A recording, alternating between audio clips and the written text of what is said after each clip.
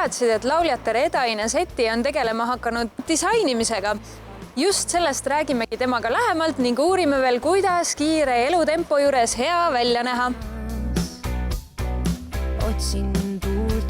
Räägi, kuidas sul kõik see alguse sai, kuidas selle tee leidsid? See on jah selline pikem lugu, et mind on elu kokku viinud hästi toreda sõbrannaga, kes on mulle väga kallis, kes on tegelikult siis Tallinn Dollsi brändi looja ja Mari Martin on tema nimi siis ja Mariga me oleme ühe kollektsiooni koos juba nagu teinud.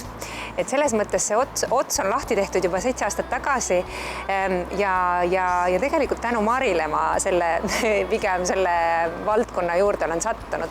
Et ta kusagil talvel hakkas mulle rääkima, et äkki nüüd võiks jälle teha ühe uue kollektsiooni, et midagi sellist minikollektsiooni, et kõik see visuaalne, see ilu, värvid, see pakub mulle huvi.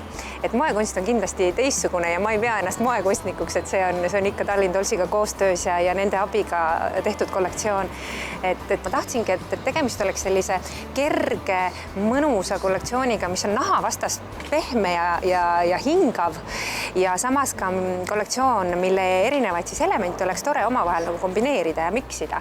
Et sellepärast me lõimegi paar sellist erineva lõikega toppi ja paar kleidikest loomulikult, et Tallinn Dolls ei saa ilma kleidikesteta, et 2 kleidikest tuli sinna kollektsiooni ka, et saab neid värve omavahel miksida ja saab siis neid ülemisi ja alumisi otsi omavahel klapitada, et mulle tundub, et tuli selline mõnusalt suvine, naiselik, loomulikult see läbiv temaatika, mis on täpid selles kollektsioonis, et täpid on olnud mu lemmikud ikka väga-väga pikalt.